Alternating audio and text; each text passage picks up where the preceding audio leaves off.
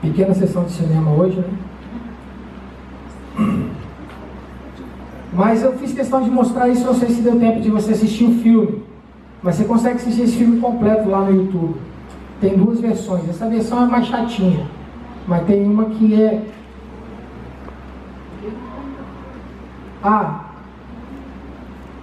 Martinho Lutero, né? O Luciano está me lembrando o nome do filme. Martinho Lutero, você tem duas versões, essa que é mais antiga e mais nova. Mas na verdade a intenção hoje é continuar a sequência de mensagens que a gente tem tido sobre as solas. O pastor Luciano pregou semana passada sola escritura, ou somente a escritura. E a gente entende que realmente começa pela escritura. Porque não é de se esperar que quem abandona a escritura, todas as outras solas serão abandonadas também. Cristo não será somente Cristo, a fé não será somente fé, graça nem pensar, dar a glória somente a Deus de jeito nenhum. Tudo passa a partir da Escritura. E eu quero tentar fazer rapidamente uma aplicação de um texto, na verdade, de alguns textos da Palavra de Deus, que fala somente Cristo. Por que nós estabelecemos somente Cristo? 6 meses depois que Martinho Lutero aficionou as 95 teses na porta do castelo,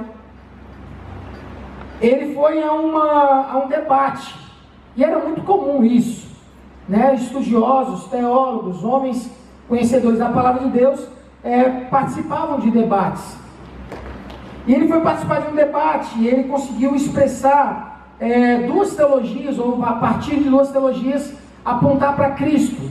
Ele falou sobre a teologia da glória e a teologia da cruz. Bom, teologia da glória, Martinho Lutero usou Gênesis capítulo 11, quando falava que o homem, por si só, queria estabelecer uma torre e com as suas próprias forças chegar até Deus.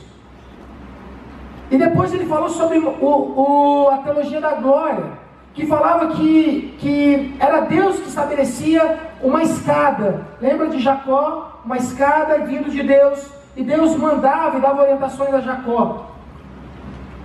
Martinho Lutero, na sua época, ele combateu profundamente as indulgências. Nós vemos aqui, ele foi erguido para combater todo tipo de mercado da fé. Homens que, por conta de um papa, queria construir uma grande catedral e precisava de dinheiro. Ele teve uma ideia muito legal, final do século XV para XVI. Ele fala: bom, nós precisamos de dinheiro, como que nós vamos fazer? Bom, vamos vender indulgências. O que é isso? Vamos vender um papel assinado pelo Papa, dando liberdade aos homens lá do purgatório. E ele começou a vender isso. Começou a dar e ganhar muito dinheiro para construir um local onde ele poderia guardar as relíquias. Se você consegue frequentar algumas igrejas históricas, católicas, antigas, você vai ver que, pelo menos supostamente, grandes homens de Deus foram enterrados naquelas catedrais. Você já teve em alguma? Aqui está enterrado fulano de tal. Aqui está enterrado fulano de tal. Isso começou no final do século XV para XVI. Era uma ideia de fazer com que essas relíquias pudessem levar homens a essas catedrais e assim tirar dinheiro delas. A verdade é essa. Bom, Martinho Lutero começou a combater isso.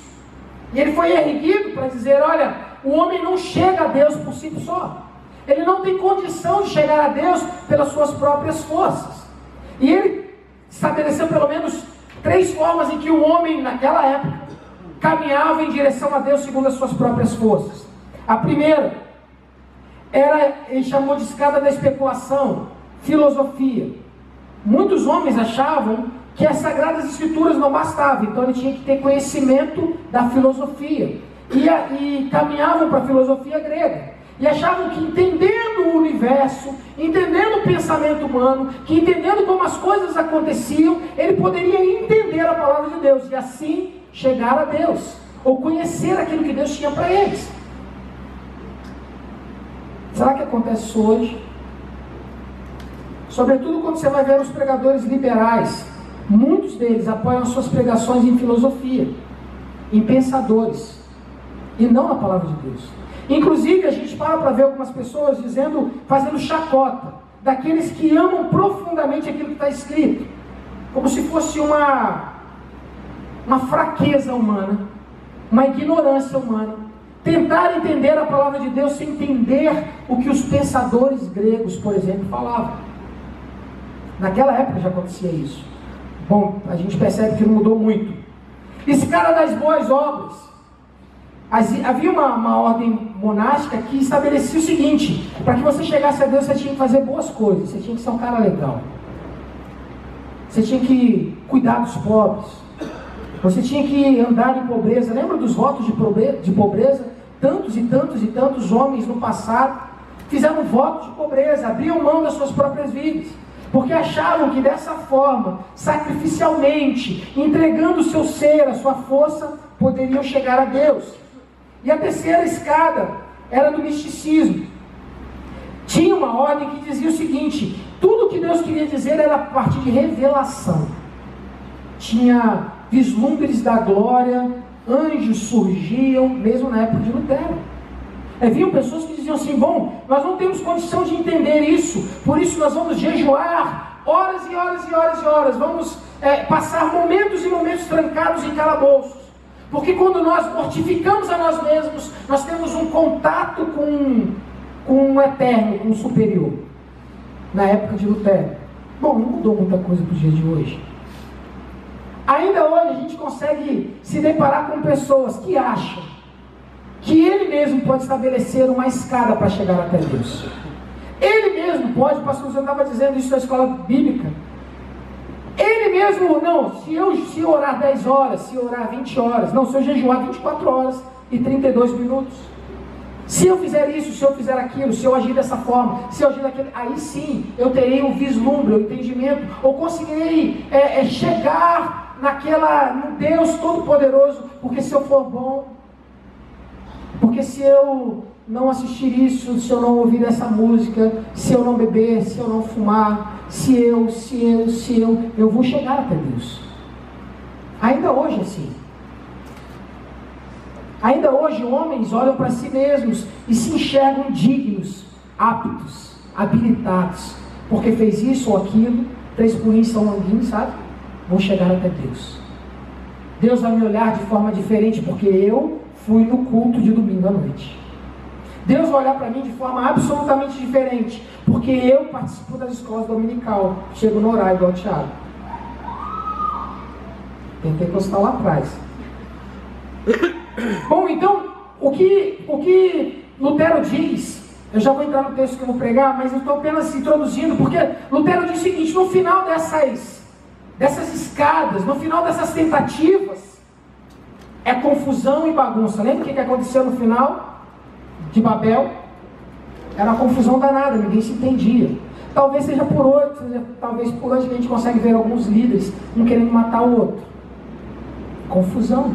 Todos apoiados na sua própria santidade, apoiados na sua própria doutrina, apoiados no seu próprio caráter, no seu eu, e dizendo: bom, eu sou melhor do que fulano, por isso, entende? Confusão, escadas. Bom, mas eu não quero falar sobre isso hoje, na verdade quero. Eu queria que você abrisse a Bíblia em Atos, capítulo 4.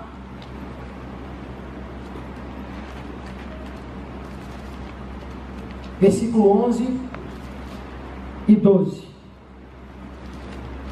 Louvado seja Deus. Se você estiver sem a Bíblia, aí você pode ler no projetor agora.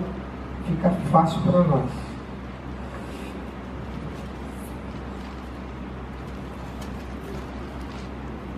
Todos acharam, amém?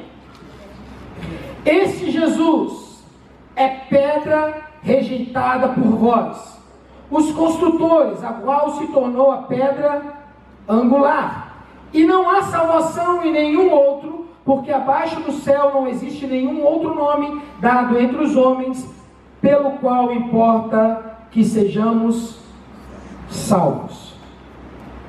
Pai, nós confiamos a nossa vida e tudo aquilo que aparentemente planejamos para hoje. Tu és o Deus que conhece todas as coisas, a palavra é tua, a revelação vem do Senhor. O que eu te peço, Pai, que não haja apenas revelação de conhecimento para a mente, mas que Teu Espírito incendeie o nosso coração nessa noite. E que nos transforme, nos santifique, para a glória do Teu próprio nome. Assim oramos. Amém. Bom, queridos, uma coisa, você sabe o que aconteceu nesse texto. Pedro cura um rapaz que estava na porta do templo. E as pessoas começaram a questionar por quê? E aquele homem estava sendo curado, ele tinha saltado, e Pedro estava dentro da sinagoga pregando a Jesus Cristo crucificado. Aquele único Jesus que inclusive havia sido condenado e morto pelos judeus. Pedro se ergue, a Bíblia diz, com tamanha intrepidez e cheio do Espírito Santo, dizendo que aqueles homens haviam matado o Salvador. É engraçado, porque uma das grandes características de quando Deus vem sobre a igreja, a pregação é: Jesus Cristo é o único Salvador. Evangelho. Você vê isso em Atos 2, você vê em Atos 4, Atos 16. Todas as vezes que a igreja foi levada a proclamar algo, a verdade era: Jesus Cristo é o único e suficiente Salvador. E hoje eu quero falar um pouco sobre essa supremacia, como Cristo e por que Ele é o único. Às vezes a gente olha para Cristo e acha que Cristo é apenas uma ação neotestamentária, como se fosse algo extremamente novo e fresco para a igreja apenas. Nós não conseguimos olhar para as Escrituras e enxergar Cristo em toda a história. Em toda a história. E às vezes a gente separa Cristo como se fosse uma ação. Inclusive eu tive disso prazer de ouvir alguém dizendo que Cristo só passou a existir depois, quando Deus disse: façamos o homem. Que até então Cristo não existia como Deus. Eu ouvi isso essa semana.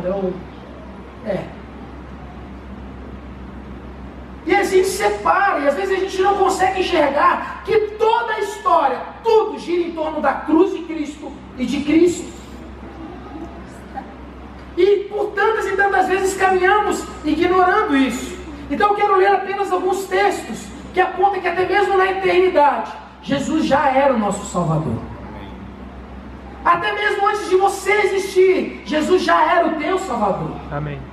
Até mesmo antes de você pensar ou seus pais imaginarem em vamos ter um filho, Jesus já era o teu Salvador. Antes mesmo de ser erguido qualquer coisa nessa terra, antes de criar qualquer coisa, Jesus já era o Salvador. Pastor, você está maluco? A Bíblia diz que na eternidade Cristo estava com Deus. João capítulo 1. No princípio era o Verbo, e o Verbo estava com Deus, e o Verbo era Deus. Ele estava no princípio com Deus. Todas as coisas foram feitas por intermédio dele, e sem ele nada do que foi feito se fez. Cristo é eterno. Bom, pastor, onde é que você pode dizer que então que ele é nosso Salvador? 1 Pedro capítulo 1, versículo 18. Sabendo que não foi mediante coisas corruptíveis, como prata ou ouro, que fostes resgatados do vosso fútil procedimento, que vossos pais vos legaram, mas pelo precioso sangue, como de cordeiro, e sem defeito e sem mácula, o sangue de Cristo, conhecido com efeito antes da fundação do mundo, porém manifestado no fim dos tempos, por amor de vós. Cristo já era Salvador antes de todas as coisas. Cristo já existia. Cristo não foi um plano arquitetado por Deus para resolver um problema, como se Deus fosse pego de surpresa. Aconteceu algo, nós precisamos dar um jeito nisso. Não, Cristo já havia sido separado poderosamente para ser o nosso Salvador. Cristo já era Salvador antes de todas as coisas. E não apenas na eternidade. Cristo em todo o Antigo Testamento, na verdade todo o Antigo Testamento aponta para Cristo. Tudo que você lê no Antigo Testamento aponta para Cristo. Todas as coisas que você bate o olho e você sabe, é de Jesus que está sendo dito. Você lembra quando Adão e Eva caíram e pecaram? Você lembra o que eles fizeram? Pegaram folhas, se cobriram, arrumaram uma roupa, um jeitinho, uma forma de ajustar as coisas. A Bíblia diz que o Senhor, o Deus, se encontra com eles. E logo depois Deus faz algo. O que Deus faz? Deus faz uma roupa de animal para eles. Você acha mesmo que Deus falou, bom, vamos criar uma pele aqui, vamos criar aqui uma roupa bem legal de cordeiro? Um animal foi morto para cobrir o pecado de Adão e Eva. No Antigo Testamento, a primeira morte apontava para Cristo. Abel, quando resolveu apresentar a Deus um sacrifício agradável, quando você olha para Abel, Abel é um tipo de Cristo. Tantas e tantas coisas no Antigo Testamento, nós olhamos e vemos ali um tipo de Cristo. Quando Abraão diz a Isaac, Isaac, Deus preparar para si um cordeiro, aquele cordeiro que foi morto no lugar de Isaac, era um tipo de Cristo. Todos os milagres no Antigo Testamento apontavam para Jesus. A nuvem que cobria durante o dia, a torre de calor que aquecia, apontava para Cristo. Os milagres, a rocha que verteu água, apontava para Cristo. O maná que vinha do céu, graciosamente para o povo, apontava para Cristo. No Antigo Testamento nós conseguimos olhar tantas e tantas coisas. A serpente erguida apontava para Cristo.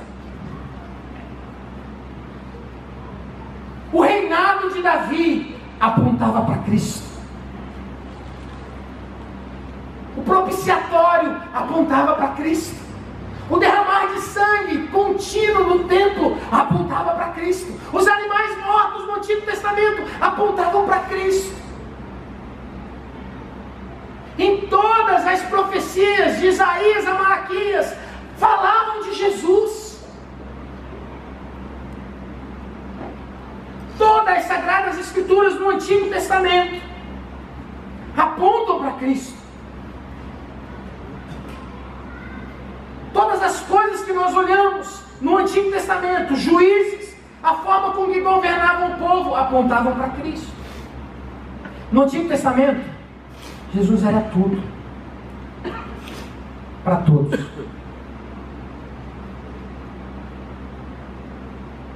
Mas como se não bastasse,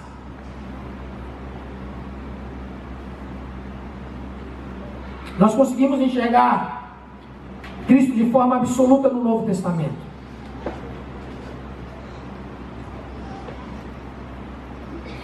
Quando nós paramos e vemos Jesus falando para Pedro, Pedro, sobre esta rocha eu edificarei a minha igreja. Eu edificarei. O próprio Jesus é quem cuida da igreja. A minha possessão pertence a Ele. Igreja, o corpo da qual Ele é a cabeça. No Novo Testamento, quando nós olhamos a manifestação e a forma como eu comecei dizendo, que quando o Espírito Santo enviado por Cristo vinha sobre, foi derramado sobre a igreja, a pregação dos apóstolos, dos homens de Deus, apontavam para Cristo. A pregação dos homens cheios do Espírito Santo apontavam para Cristo. Não havia outra pregação, não havia nada que pudesse sair da boca da igreja, senão Cristo. Todas as cartas falavam do seu caráter, da sua santidade, da forma com que Ele havia estabelecido para que nós caminhássemos, aponta para Cristo. Não há nada que você olhe no Novo Testamento que você possa dizer, bom, aqui não tem Cristo. Nós estávamos lendo um texto de Filipenses agora, na escola, e nós estávamos conversando sobre a forma simples da igreja ser.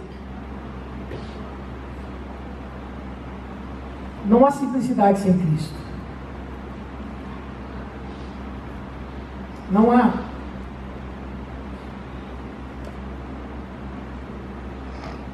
E não apenas isso, mas no que diz respeito à nossa salvação. Quando nós olhamos para a palavra de Deus e nós pensamos sobre justificação, há uma certeza que todos nós aqui, um dia, estaremos diante do trono de Deus. Todos nós. A Bíblia diz que quando nós estivermos ali, nós seremos julgados por toda palavra que saiu da nossa boca. Frívolo, por exemplo. Você lembra de tudo que você já falou? Nós seremos julgados por aquilo que saiu da nossa boca. Nós seremos julgados por todas as nossas ações. Você já parou para pensar nisso? E por todas as nossas omissões. Aí você pode dizer, não pastor, mas eu estou em casa, eu assisto televisão, não estou falando mal de ninguém. Eu não faço mal para ninguém. Não trago problema para ninguém, eu sou um santo homem dentro da minha casa. Você será julgado também pela sua omissão.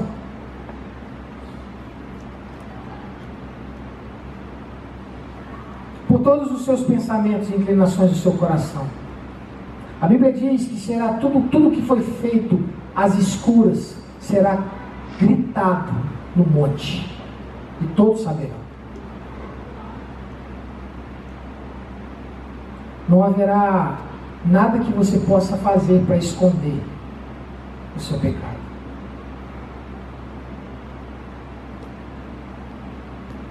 Quem poderia chegar nesse julgamento e dizer assim, eu sou bom? Quem poderia, olhando pelas suas próprias palavras, dizer assim, eu sou digno de estar aqui? Quem poderia olhar suas próprias atitudes e dizer assim, as minhas atitudes foram atitudes santas sempre, eu sou muito bom?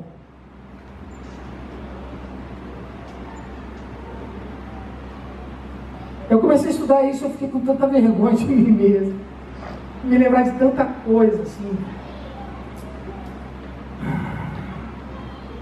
Sabe por que isso é muito louco? Porque quando a gente fala de Deus santo, e o padrão do céu é santificação, e é santidade na mais absoluta perfeição. Deus pôs para fora do céu um anjo, por causa do pecado. Você acha mesmo que Deus nos deixaria entrar lá em pecado? Você acha mesmo que nós conseguiríamos fazer isso? Porém, entretanto,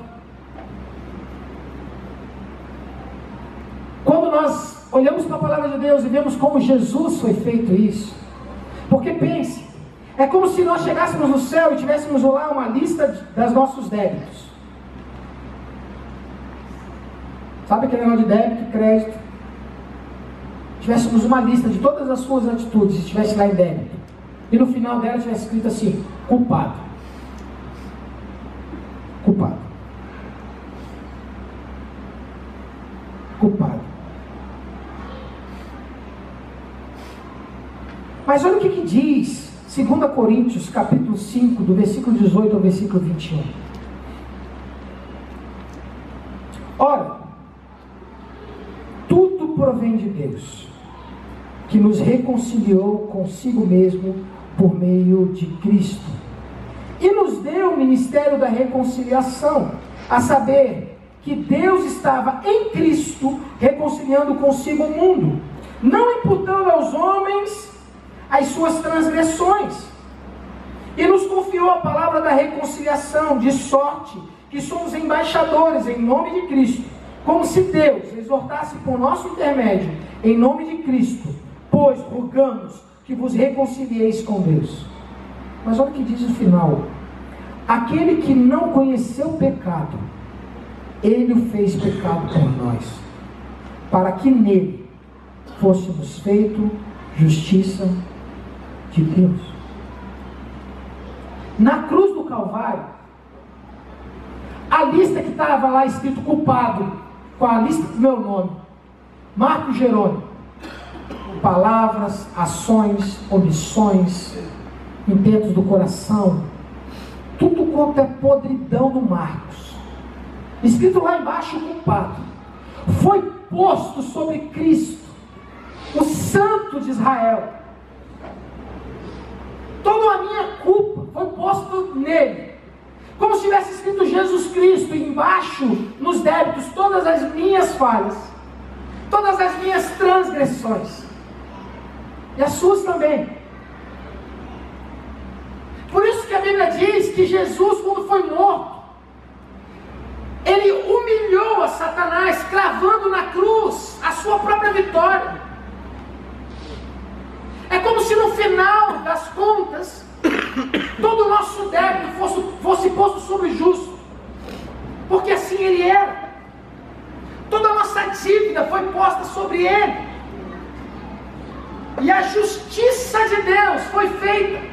A ira de Deus foi aplacada, porque, como eu falei, Deus é santo, Deus é justo. E olha que loucura, porque esse homem santo, justo, é como se tivesse trocado, e lá nos nossos créditos houvesse colocado Jesus Cristo. Nós vamos estar assim diante do trono de Deus. E quando nós chegarmos lá, nós vamos poder olhar para Deus e dizer assim: Senhor, olha quem está pagando a minha conta. A minha conta foi paga. Está escrito lá, está consumado. Jesus pagou a conta. Eu não devo mais nada, porque Ele pagou a conta. Por isso que não dá para eu me chamar cristão e ignorar a palavra de Deus. Não tem outro caminho.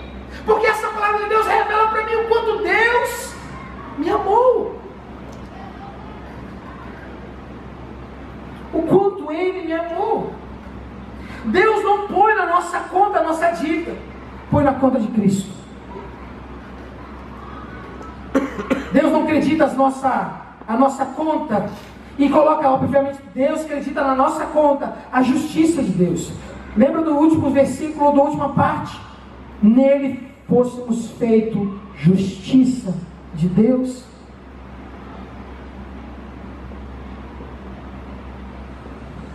Ele era tudo e é tudo na salvação. Mas Cristo não é apenas tudo na salvação. Quando você olha para um lugar bacana, nós que temos filhos, fica fácil a gente chegar a essa conclusão. Você já teve um lugar muito legal e você não parava de lembrar: ah, se os meus filhos estivessem aqui. Você já teve assim? Já teve numa situação assim? Ah, se fulano estivesse aqui. Já fez isso? Ah, se estivesse aqui. Cristo não é apenas lembrado na eternidade, não é lembrado no Antigo Testamento, nem o Novo Testamento aponta tudo para Ele, não apenas isso, mas quando nós olhamos para o céu e para a eternidade, o céu só é céu porque Jesus está lá. Só é céu porque nós vamos desfrutar da eternidade com Cristo. Ele será o sol que iluminará todos os nossos dias. Ele será aquele que dará paz aos nossos corações, é Ele. Tudo, o céu só é céu porque Jesus vai estar lá. Ele não apenas nos salvou, mas Ele nos dará a certeza da paz. Lembra Filipenses que nós estávamos lendo aqui? Só a paz onde Jesus está, só a alegria onde Jesus está, e nós podemos nos alegrar com a eternidade por causa da salvação, e não apenas por causa da salvação, mas por causa da certeza de estarmos eternamente com aquele que nos salvou.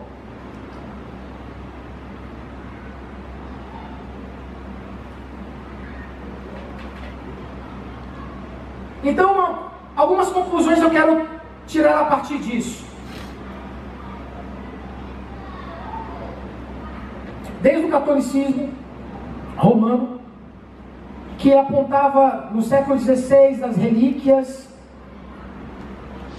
da venda de indulgências e de tantas outras coisas, até a religião de hoje em dia, da rosa, do sal, mas até para os nossos dias, que talvez possamos achar que o que fazemos é que nos habilita. Talvez até para os nossos dias, que às vezes por um motivo ou outro a gente não consegue vir ao culto, a gente fica lá, ai Jesus, não volta hoje não, porque se eu só voltar. Ai, mas eu não dei o dízimo hoje, esse mês não deu o dízimo. Não tem diferença não, irmãos, mesma coisa. Você está atribuindo coisas, é aquilo que você mesmo está fazendo, por ser amado por Deus. Tudo que aponta para algo além de Cristo é uma religião inútil, falsa, mentirosa. Se o seu relacionamento está apoiado em fazer algo para ser algo, você está enganado. Não muda, é a mesma religião do século XVI, não mudou, é a mesma coisa. Se você acha que precisa de alguma coisa, reveja a sua religião, reveja a forma como você caminha com Cristo. Se você acha que é por causa das suas boas atitudes, reveja. Uma religião sem Cristo é uma religião inútil, sem valor, mentirosa.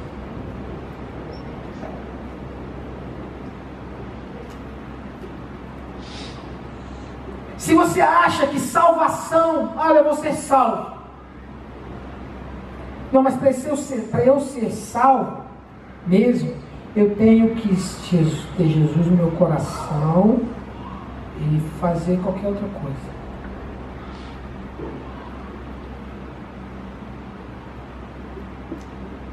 Sabe, porque nós estamos tão acostumados com esse negócio do meritocracia, e a gente olha às vezes para a salvação como se fosse uma medalha de honra ao mérito. Olha, viu como você foi muito bonzinho, você não torceu para o Vasco. Você foi muito bonzinho, você não torceu, não vou falar Palmeiras. Você foi muito bonzinho, ou você foi muito bom, sabe aquela coisa, então toma aqui a medalha. Quantas e quantas vezes nós ouvimos isso? Que nós vamos chegar no final, Deus vai olhar assim, olha, parabéns, você venceu todas as batalhas, você foi bom bastante, parabéns, você foi o cara. Falso. Se você acha que precisa de Cristo mais alguma coisa, falso. Sabe aquele negócio, aquele versículo, esforça-te e eu? Olha, tá vendo? É isso aí. Até hoje a gente guarda essas coisas. Esforça-te, eu te ajudarei. Faz alguma coisa, você será salvo. Se você acha que salvação precisa de você, Jesus e mais alguma coisa, está errado. Salvação é uma obra exclusiva de Deus, através de Jesus Cristo. E só se. Eu não vou pregar sobre fé, porque o pastor só vai pregar sobre fé, eu não vou adiantar com a mensagem. O versículo é: faz a tua parte que eu te ajudarei. Faz a tua parte, obrigado. Eu tinha me esquecido dessa. Porque não está na Bíblia. Tem que ficar puxando no negócio aqui. Não há, queridos, não há. Não há salvação que não volte para Deus como glória. Tu foi e é o único digno de eu estar aqui. Quando você chegar no céu, você não vai poder dizer assim: ainda bem que eu venci a pornografia. Ainda bem que eu olha, meu irmão, vou te dizer uma coisa: qualquer coisa que você faça como pecado te inabilita ao céu, porque no céu não entra pecado. Cadê aquela canção? Os irmãos me ajudem aí? Pastor, me ajuda? No céu não entra pecado, fadiga, tristeza nem dor, não há coração quebrantado, pois todos são. Mas é verdade, no céu não entra pecado mesmo. Alguém aqui pode dizer que não tem pecado? Mas pastor, aí é pecadão, é? Não, no céu não entra pecado. E nós somos santificados em Cristo e somente nele. Só Ele nos santifica. Sabe, crédito e débito, como eu estava falando? Todos os créditos que nós tivermos quando chegarmos na eternidade com Deus serão imputados em Cristo. Todo o crédito será dado a Ele. Por isso que nós vamos finalizar essa série de mensagens dando a Deus, somente a Deus, a glória. Somente Ele a glória. E por algumas vezes a gente se engana achando que ainda há glória em nós.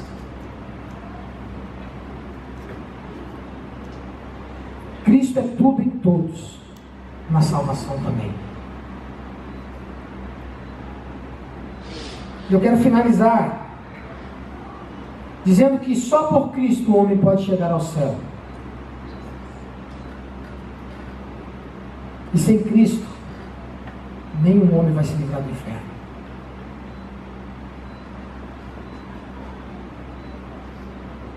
Eu tentei trazer para os irmãos que salvação é uma ação de Deus da eternidade à eternidade. Salvação é uma obra exclusiva da graça de Deus de eternidade à eternidade. Nós caminhamos aqui na terra olhando para Cristo e vendo nele todo o mérito por estarmos salvos. Por isso que as pessoas não aceitam quando a gente fala assim: não, eu sou salvo sim. Mas como você sabe que você é salvo? Porque na verdade ela está te perguntando assim: como é que você tem mérito para ser salvo? É isso. Cristo, nosso único e suficiente Salvador.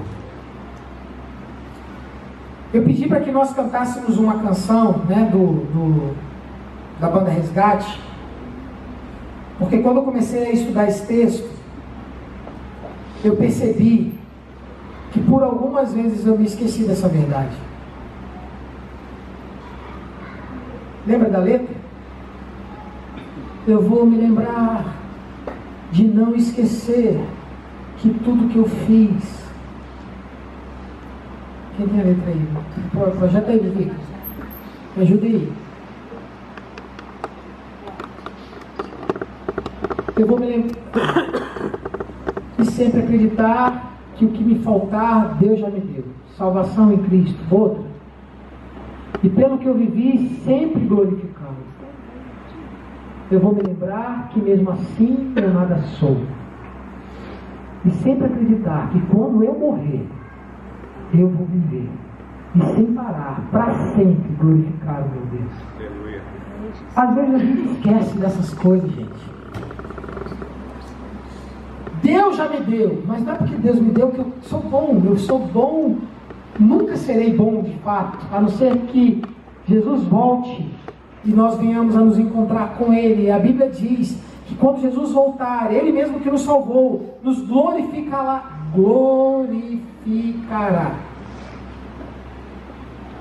Eu queria que nessa noite a gente pudesse cantar isso de novo.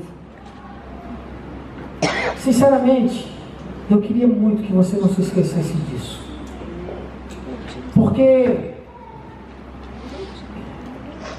a igreja precisa de uma nova reforma. A reforma do século XVI precisa acontecer nos dias de hoje. Tem muito irmão que precisa ser lembrado que a salvação é só em Cristo. E nada do que você faça vai te habilitar ao céu. Ah, pastor, então como eu posso ser salvo e ter a convicção de salvação? Aí, semana que vem você vai ouvir sobre fé. Eu queria muito que você entendesse que a Bíblia diz que todos aqueles que vão a Cristo, de forma alguma, Ele lança fora. Eu queria que nós pudéssemos cantar essa canção, talvez mesmo sentados. Hein?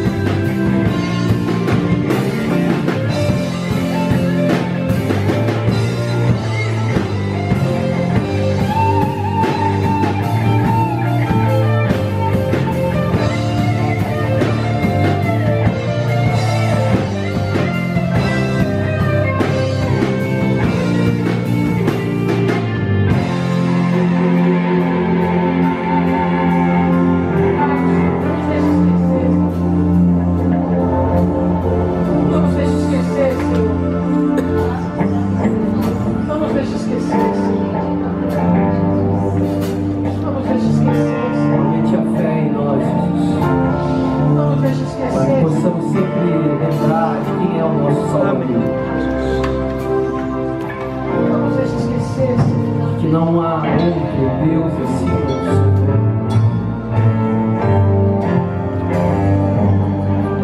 E a salvação pela graça, ela é mediante a fé, e a fé é em Cristo Jesus. Os nossos olhos de fato estejam fixos no Senhor, autor e consumador da nossa fé. Queremos mesmo, Senhor, que a nossa nossa redenção